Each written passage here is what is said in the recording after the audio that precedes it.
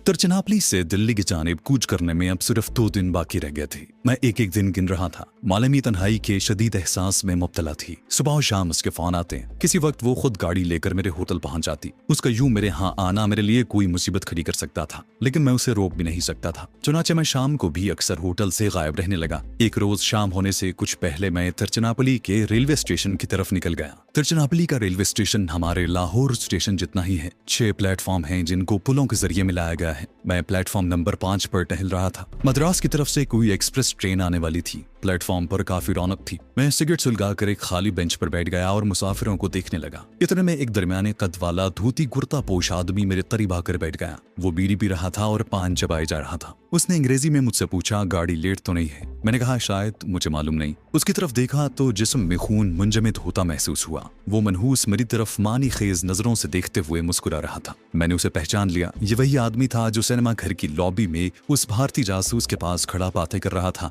जिसने मुझे गिरफ्तार किया था और जिसको मैं कत्ल कर चुका था। मैंने सिगरेट फेंक कर पांव तले मसला और उठकर प्लेटफॉर्म के गेट की तरफ चलने लगा। मुझे महसूस हुआ कि वो भी मेरे पीछे पीछे आ रहा है। मैं रेलवे टी स्टॉल के काउंटर पर रुक गया और कॉफी के लिए कहा। फिर नजरें चुरा कर देखा। वो कुछ फासले पर एक मिलिट्री पुलिस वाले से बातें कर रहा था। उसने एक बार मेरी तरफ इशारा भी किया। मैं इस सूरत-ए-हाल से निमटने के लिए पूरी तरह तैयार हो गया। मैंने कॉफी का पहला ही घूंट लिया था कि किसी ने मेरे कांधे पर हाथ रख कर कहा, मिस्टर, तुम गिरफ्तार हो चुके हो। मैंने पलट कर देखा। मिलिट्री पुलिस के सिपाही का एक हाथ मेरे कांधे पर और दूसरा हाथ अपनी कमर के साथ बंधे हुए पिस्तौल पर था। वही मनहूस काला आदमी पास खड़ा अपनी जबान में मिलिट्री पुलिस वाले को खुदा जाने क्या कह रहा था। मैंने कहा, ये शख्स झूठ बोलता है। मैंने कोई जुर्म नहीं किया, मुझे क्यों गिरफ्तार किया जा रहा है? ये कहकर मैं एक तरफ चलने ही वाला था कि फौजी ने पिस्तौल निकाल लिया। मेरे कदम वहीं रुक गए। फौजी ने सीटी बजाई। दूसरे प्लेटफॉर्म से उसके 2 साथी और भी आ गए। उन्होंने मेरे हाथ पीछे बांध दिए और रेलवे स्टेशन से बाहर निकल गए। लोगों का हुजूम हो गया। वो मुझे और मेरे मुखबर को मिलिट्री जीप में बिठाकर वहां से चल पड़े। मैंने रास्ते में मिलिट्री पुलिस वाले से कहा कि मैं मिलिट्री इंटेलिजेंस के एक सीक्रेट मिशन पर हूँ, मुझे छोड़ दिया जाए, मगर उसने मुझे सख्ती से खामोश रहने को कहा। रेलवे स्टेशन से थोड़ी दूर फौज का रेजिमेंटल ऑफिस था। मुझे वहां एक कैप्टन के सामने पेश किया गया तो मैंने उसे अंग्रेजी में कहा, मेरी पतलून की पिछली जेब में एक बटवा है जिसमें मेरा शनाख्ती कार्ड है, उसे एक नजर देखो, तुम्हें मेरे बारे में सब कुछ मालूम हो जाएगा।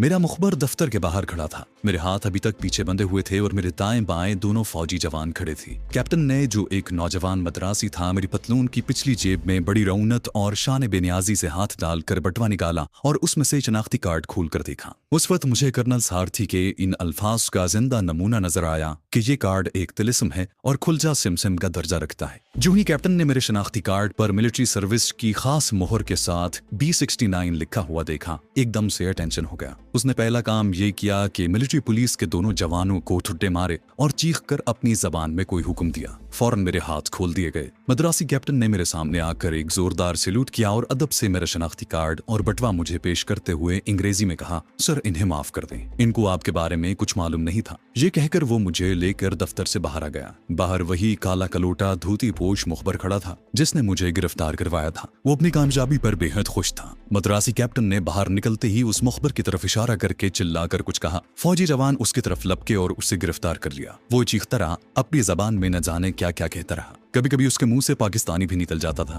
वो यही कह रहा होगा कि मैं पाकिस्तानी जासूस हूँ, मगर खुदा जाने इन B69 के हुरूफ में क्या तिलिस्म था कि मद्रासी कैप्टन की आंखों पर जैसे पर्दा सा पड़ गया था। उसने काले मुखबर को खुद 2-4 लातें रसीद की और मिलिट्री पुलिस से कहा कि उसे ले जाकर क्वार्टर गार्ड में बंद कर दिया जाए। अब वो मेरी आओ भगत करने लगा। उसने ठंडा मशरूब मंगवा लिया और फिर बड़ी लजाजत से बोला, सर, ये मेरी गलती नहीं है, मुझे उम्मीद है कि आप हेडक्वार्टर में मेरी शिकायत नहीं करेंगे। मालूम हुआ कि इस B69 नंबर का ताल्लुक मिलिट्री इंटेलिजेंस के आला तरीन डिपार्टमेंट से था। ये वो लोग थे जिनके इशारे पर बड़े से बड़े सरकारी ऑफिसर को गिरफ्तार किया जा सकता था। मैंने मद्रासी कैप्टन को यकीन दिलाया कि मैं उसके खिलाफ शिकायत नहीं करूंगा, बल्कि उसकी फर्शनासी की तारीफ करूंगा। वो बेहद खुश हुआ। उसने अपनी जीप निकाली और मुझे होटल तक छोड़ने आया। वहां वो जीप से उतरा, एक बार फिर मुझे एक जबरदस्त सैल्यूट किया और हाथ मिलाकर रुखसत हो गया। शनाख्ती कार्ड की खुफिया नंबर ने निहायत नाजुक वक्त में मेरी मदद की थी। रात में जल्दी सो गया। सुबह उठा। नकाब पोश इंडियन जासूस से दूसरी मुलाकात के बाद 9 दिन पूरे हो गए थे। यह 10वां दिन था। आज मुझे दिल्ली जाने के लिए तैयार रहने की ताकीद की गई थी। मुझे किसी वक्त भी लेने के लिए कोई आ सकता था। मैंने शेव की, धोती कुर्ते की बजाय बुशर्ट और पतलून पहनी। ब्रीफ केस में जरूरी चीजें रखी, अलबत्ता V2 की गोलियां और जहरीला सिगार जेब में ही रहने दिया। होटल वालों का बिल अदा करके बैरों को भी टिप दे दी। दोपहर का खाना कमरे में खाया, फिर कुछ देर आराम करने के लिए लेट गया। मुझ पर गुनूद की सी तारी हो रही थी कि फोन की घंटी बज उठी। मैंने रिसीवर उठाया, दूसरी तरफ से आवाज आई, कर्नल नारुमनी। मैंने अपना खुफिया कोड बताया। मुझे फोन पर हिदायत की गई कि टैक्सी लेकर एयरपोर्ट पहुंचूं और गेट नंबर 3 पर इंतजार करूं। फोन बंद कर दिया गया। मैंने आईने में अपनी शक्ल देखी, अपनी तमाम चीजों को आखिरी बार चेक किया और ब्रीफकेस उठाकर होटल के दरवाजे पर आ गया। एक टैक्सी रोककर मैंने ड्राइवर को एयरपोर्ट चलने के लिए कहा और दिल में खुदा का शुक्र अदा किया कि तिरुचिरापल्ली को अलविदा कह रहा था। एयरपोर्ट पर काफी रौनक थी। दिल्ली जाने वाली इंडियन एयरलाइंस की फ्लाइट तैयार थी। मैं हिदायत के मुताबिक गेट नंबर 3 के करीब एक तरफ इलेक्ट्रिक वाटर कूलर के पास खड़ा हो गया। 2-3 मिनट के बाद वही काला कलोटा धोती पोश एजेंट हाथ में थैला लिए मेरी तरफ बढ़ा। वो हस्ब आदत मुस्कुरा रहा था। उसने मुझसे हाथ मिलाया और बोला, मौसम खुशगवार है कर्नल मनी। मैंने उस बात में जवाब दिया तो उसने थैले में से खाकी रंग का एक लिफाफा निकाल कर मुझे दिया और कहने लगा, इसमें दिल्ली तक का टिकट है। तुम्हारा सीट नंबर 15A है। तुम्हारी बगल वाली सीट पर एक नीले कोट और सफेद मफलर वाला एक मुसाफिर होगा जिसके माथे पर जख्म का निशान होगा। उससे कोड दरियाफ्त करना, वो हमारा आदमी है और तुम्हें दिल्ली तक पहुंचाकर वापस आ जाएगा। ये कहकर वो तेजी से वापस चला गया। मैंने लिफाफे में से टिकट निकालकर गेट पर दिखाया और हवाई जहाज की तरफ बढ़ा। जहाज पर सीढ़ी लगी थी और नीचे सामान भरा जा रहा था। जहाज के अंदर काफी मुसाफिर बैठे हुए थे। एयर होस्टेस मुझे लेकर मेरी सीट की तरफ बढ़ी। मेरी साथ वाली सीट पर एक पुख्ता उम्र का दुबला पतला आदमी बैठा अंग्रेजी का रिसाला पढ़ रहा था। उसके गले में सफेद मफलर और कोट का रंग नीला था। जब मैं अपनी सीट पर बैठने लगा तो उसने रिसाले के किनारे से मुझ पर एक निगाह डाली। मैं सीट पर बैठकर सामने से रिसाला निकालकर पढ़ने लगा। फिर मैंने आहिस्ता से कोड दोहराया। उस आदमी ने भी कोड दोहराया। उसके बाद हम खामोश हो गए। थोड़ी देर बाद जहाज आसमान की बुलंदियों की तरफ उठ रहा था। दिल्ली तक उसने मुझसे कोई बात न की, बस खामोश बैठा रिसाला पढ़ता रहा। मैंने भी उसे मुखातिब नहीं किया।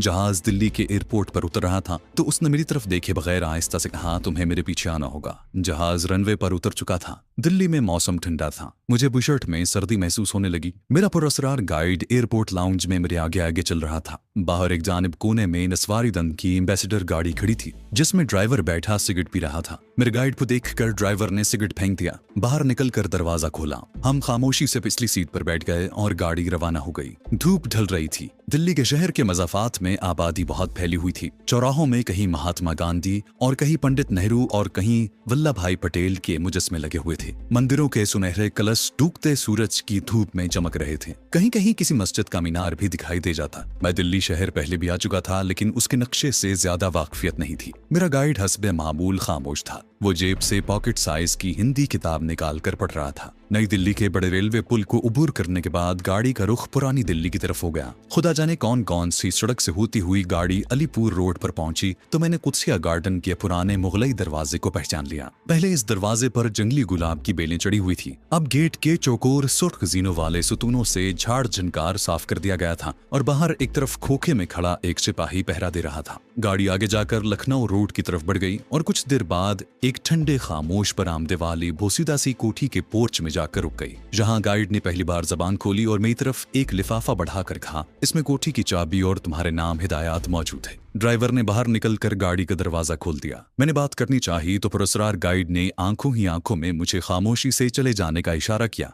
मैंने ब्रीफकेस उठाया और गाड़ी से उतर आया। गाड़ी आउट गेट से बाहर निकल गई। कोठी काफी पुरानी थी और लगता था कि एक मुद्दत से उसकी सफाई नहीं हुई। तेज हवाओं ने दरख्तों के पत्ते बरामदे में भी फैला रखे थे। बरामदे में कोठी का ऊंचा दरवाजा था जिस पर ताला लगा हुआ था। मैंने लिफाफा खोला। उसमें चाबी और मजीद एक सरबमोहर लिफाफा था। ताला खोलकर अंदर दाखिल हो गया। एक नीम रोशन ठंडी राहदारी थी। मैंने दीवार पर लगा बिजली का बटन दबाया और छत से लटकती बत्ती रोशन हो गई। चंद कदम चलने पर बाएं जानिब कमरे का दरवाजा आ गया। उसे खोला तो देखा कि कमरा साफ सुथरा है। पलंग, कुर्सी, मेज, अलमारी सब कुछ मौजूद है। फर्श पुराने कालीन से ढका हुआ है। बाग की तरफ खुलने वाली खिड़की पर पर्दा गिरा हुआ है। कार्निस पर एक स्याह हिरन का मुजस्मा पड़ा है। तपाई पर एक टेलीफोन भी मौजूद था। मैंने ब्रीफकेस पलंग पर रखा। अलमारी खोली। उसमें स्लीपिंग सूट और खद्दर के कुर्ते पाजामे के 4 जोड़े रखे हुए थे। मैंने खिड़की का पर्दा हटाने करने की बजाय टेबल लैंप जलाया और लिफाफे में से अंग्रेजी में टाइप किया हुआ खत निकाल कर पढ़ना शुरू किया। D69 किचन में लोहे का छोटा सा सेफ रखा है। उसकी चाबी नीले रंग की ताम छीनी की केतली में पड़ी है। सेफ में तुम्हें कुछ रुपए मिलेंगे जो तुम्हारी जरूरत के लिए हैं। तुम अपनी अहम अशिया सेफ में मुकफ्फल कर सकते हो। तुम्हें कुछ दिन जहाँ ठहरना पड़ेगा। तुम शहर में आ जा सकते हो। रात को 9 बजे के बाद तुम्हें हर हाल में अपनी क़यामगाह पर वापस आना होगा। मैं फोन पर तुमसे रात किसी भी वक्त बात कर सकता हूँ।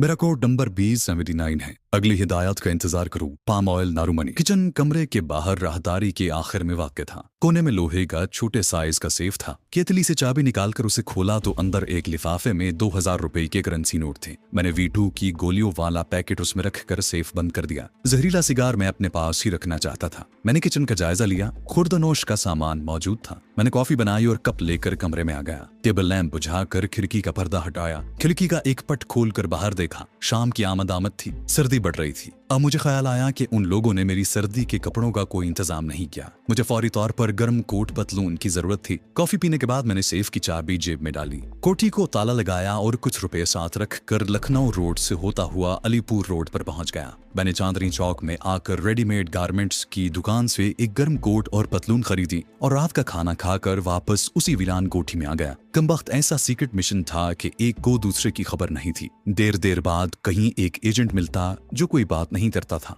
अशद जरूरत के वक्त एक आध जुमला बोलता और दूसरे के हवाले करके रुखसत हो जाता था। उस रात मेरे नए बॉस B79 का कोई फोन ना आया, लेकिन मैं पूरी तरह सो भी न सका। हर 10 मिनट बाद गैर शऊरी तौर पर आंख खुल जाती कि कहीं टेलीफोन की घंटी तो नहीं बज रही। उसका नतीजा ये निकला कि सुबह देर तक सोता रहा। 10 बजे आंख खुली, नहाया, शेव बनाई, नाश्ता किया, फिर कोठी के अकबी वीरान बाग में कुर्सी निकालकर सुनहरी धूप में बैठकर किताब पढ़ने लगा तो बैठे बैठे नींद आ गई। आंख खुली तो 11:15 बज रही थी। कोठी को ताला लगाया और टैक्सी लेकर जामे मस्जिद के मुस्लिम इलाके में आ गया। जहां खाना खाकर मैं फौरन ही वापस चल दिया। उसी रात 9 बजे के बाद मेरे दिल्ली के बॉस का फोन आ गया। उसने मुझे हिदायत की कि मैं अपनी दाढ़ी मूछ बढ़ानी शुरू कर दूं और उसका कट ऐसा बनवाऊं जैसे कि अबुल कलाम आजाद की दाढ़ी मूछे थी। ये बात मेरे हक में जाती थी क्योंकि मैं भारत के शुमाली इलाके में मुश्तबा आदमी था और पठानकोट में फौजी तनसीबात तबाह करके भागा हुआ था। मैंने शेव बनानी तर्क कर दी। हफ्ते के बाद मेरी छोटी छोटी खशखशी सी दाढ़ी बढ़ाई। मैंने चौक फतेहपुरी के एक हज्जाम से अबुल कलाम आजाद कट बनवा लिया। मुझे दिल्ली की उस वीरान कोठी में रहते हुए 11 रोज हो गए तो एक बार फिर B79 ने मुझे फोन किया और कहा कि एक जीप मुझे लेने आ रही है, तैयार रहूं।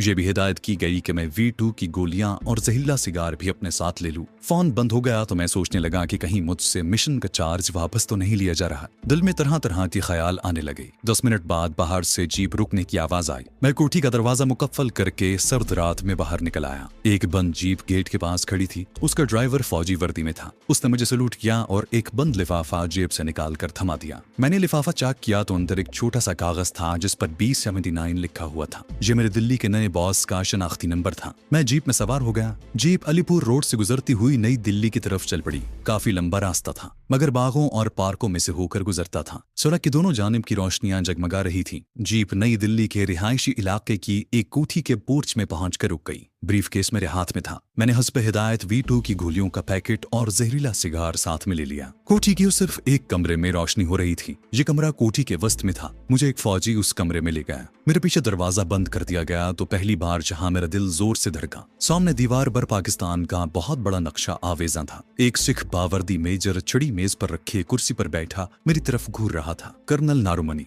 ये कहकर वो अपनी कुर्सी से उठकर मेरे करीब आया। मुझसे हाथ मिलाकर कुर्सी पर बैठने का इशारा किया। उसने मुझसे पंजाबी में बात शुरू की। उसका लहजा पाकिस्तान के जिला झंग के लोगों जैसा था। बोरा हेडक्वार्टर ने तुम्हें इस खतरनाक मगर निहायत अहम मिशन के लिए इसलिए चुना है कि अमृतसर के हिंदू होने के बावजूद तुम मुसलमानों के रस्म रिवाज और उनके मजहब के बारे में काफी मालूमात रखते हो। तुम बड़ी आसानी से मुसलमान बनकर पाकिस्तान में जासूसी कर सकते हो और हमारे अहम तरीन मिशन को कामयाब बना सकते हो। तुम पाकिस्तान जा चुके हो, ये भी अच्छी बात है। वैसे पाकिस्तान में हमारे जासूस मौजूद हैं, वो तुम्हारी मदद करेंगे। जाने से पहले तुम्हें एक एजेंट के बारे में तफसील फराहम कर दी जाएगी। अब इस नक्शे को गौर से देखो। उसने चिड़ी हाथ में पकड़ ली और दीवार के साथ लगे पाकिस्तान के बहुत बड़े नक्शे पर मुझे लाहौर, मुल्तान, सक्कर और कोयटा शहरों के बारे में तफसीलात बताने लगा। पाकिस्तान के ये वो नाजुक पॉइंट थे जहां जाकर मुझे अपनी सरगर्मियों का आगाज करना था। उसके बाद सिख मेजर ने, जो इंडियन मिलिट्री इंटेलिजेंस का कोई बहुत बड़ा अफसर था, नक्शे पर सूबा सरहद में एक खास जगह छड़ी की नोक रखी और कहने लगा, तुम्हें इस मकाम पर जाना होगा।